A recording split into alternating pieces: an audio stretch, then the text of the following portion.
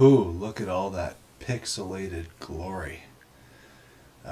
This is my first YouTube video, so you're going to have to forgive the boomer moments here. Just wanted to talk a little bit about Nick Fuentes and Charlie Kirk and make a few predictions. Because I think I've seen this before.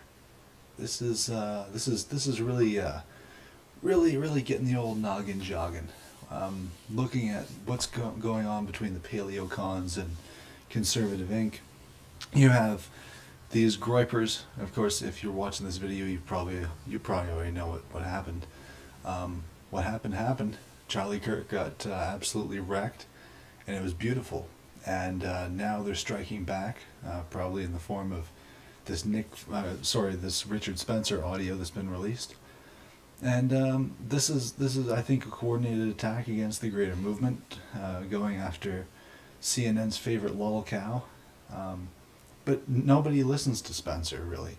Nobody cares about MPI. I don't know anybody that sits down and regularly listens to their podcast. So it's not going to be very effective. The problem that the establishment has is that, because I was a member of, I don't want to say this, I don't want to say I was a member of the old left, but I was a witness to the old left. And I saw what happened back around 2010, some people might say it was before then, when people on the left with principles started to notice the number of grifters that had invaded the movement. This is to say, people that were more concerned about what bathroom certain minorities can use, and what wedding cakes are being baked for whom. Oh my God, those were the real big issues. And these same people would talk about freedom of speech. They really cared about freedom of expression. But when it came to people that they labeled Nazis, suddenly that went straight out the fucking window.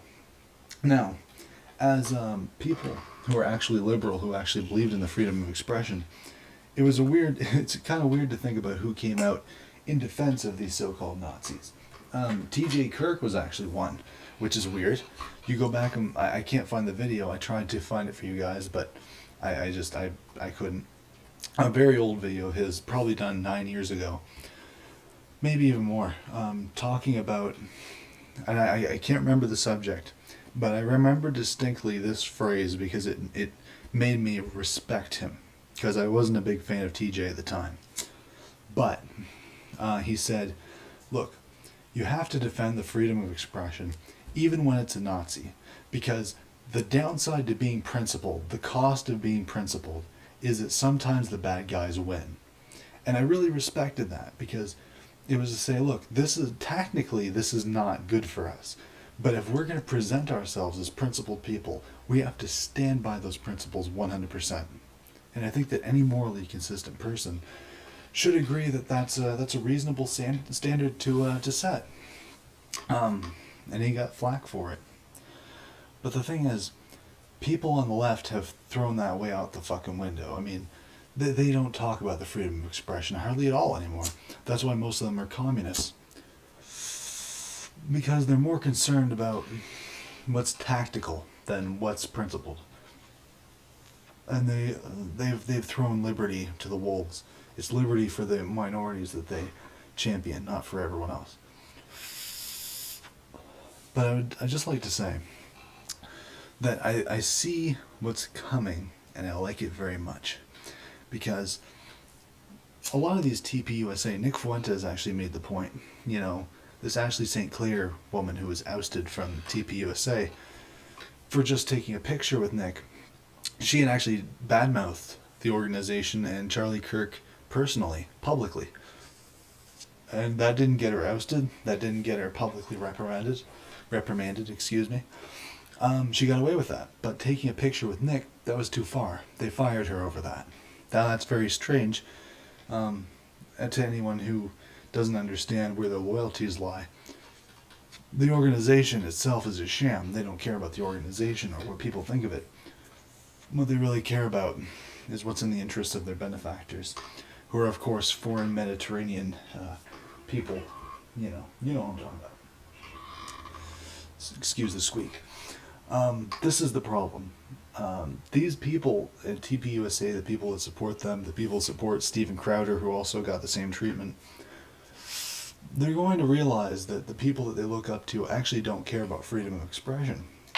And the problem with that is that, like the old left, people that think they're championing freedom of expression when they aren't get a buzz off it. They get this high that they think they're morally superior. They think they're better than the people that don't champion freedom of expression. I mean, it's a liberal moral framework, and we know that conservatives pander to that. So when they realize that the people that they champion, the people that they look up to, really don't give a fuck about freedom of expression and only care about money, what's going to happen? They're going to be in the same boat that the leftists were in. What happened to the leftists? Well, most of them became the new center because they decided, look, the people to my left, the people to my right, they don't give a fuck about freedom of expression.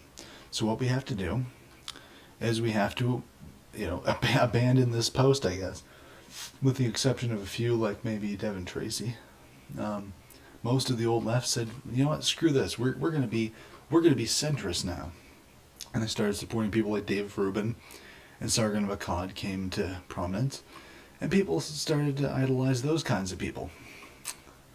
And then those people said, well, we are freedom of expression now. Except again, when it's a Nazi.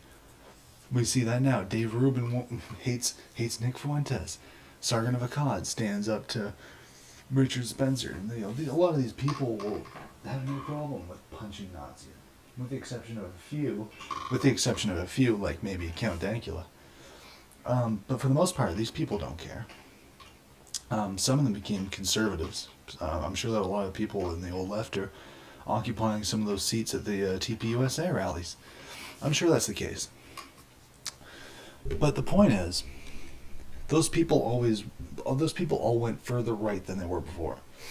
So what are these TPUSA fans going to do when they realize that their heroes don't stand for anything? They can't go left. They can't go further left. That's not an option. Because the left's already fucking insane and they've spent their whole lives mocking them. It would look embarrassing for them to go left. And they don't want to. They're going to have to go further right. And who are they going to find? Who are they going to find welcoming them with open arms? Well, the Groypers for sure. The Neocons for sure. But they're also going to find the alt-right. And the alt-right, as many of you may know, is full of people who used to be leftists. And so a lot of them have this sort of, and myself included, a lot of us have this sort of hardwired, built-in, leftist mentality.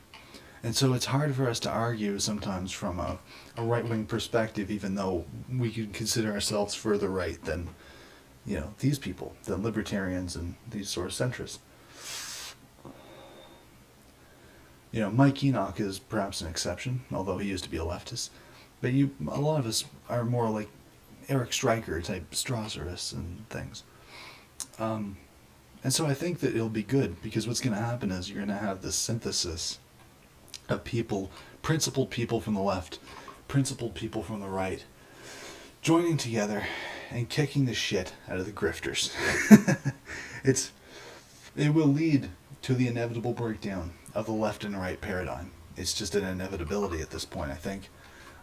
These people, they can't censor us without exposing themselves, and they can't stop censoring us, so they're going to expose themselves, and they're going to be seen as the snakes that they are. And when that happens, and their fans start to abandon them, at least the ones with principles and intellect, and they start to come to our side, well, it will create a super pact, shall we say, a super, no, I can't say that, a super NASCAR event, shall we say, of people who will be able to take on the power of the Blue Jays, the power of those dancing people that like to watch buildings, the dancing building watchers,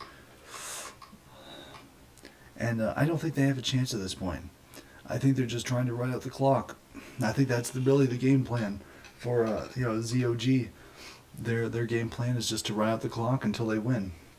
But the walls are closing in, and the truth is becoming more apparent. And I think that Nick Fuentes, despite the fact that I have a lot of disagreements with some of his politics, I think that he is very good. I think that people should embrace him and promote him. He might make a mistake. He might screw up. People are speculating that the CIA is going to get him somehow. They're either going to slander him and blackmail him or bribe him off or something. Sure, okay, maybe. But you have to understand that Nick Fuentes is an idea. What he stands for is not just Americanism or nationalism. What he stands for is the destruction of the establishment. That's why he can champion these Joker memes in a pseudo-ironic manner. Because the rise of the Zoomer is not aimed at a particular generation. It's aimed at a particular class of people that have abused their power in such a flagrant way that we now know the nature of the people that run our society. The people like the Finders, the people like the Epsteins, the Clinton types, the Netanyahus. And we know what they do. We know why they do it. We know that they hate us. We know that we are living under the rule of tyrants while also being told to resent foreign nations that impede their agenda. How long can that last when the people figure it out? How long do you think democracy has in a society like that? That's why they're fighting us. Because they're scared. So if you ever get blackpilled, you ever feel like the system's too big to fail, don't listen to Kurt Doolittle. He's a piece of garbage. Okay? Listen to me. These people think you can beat them. That's why they're scared of you.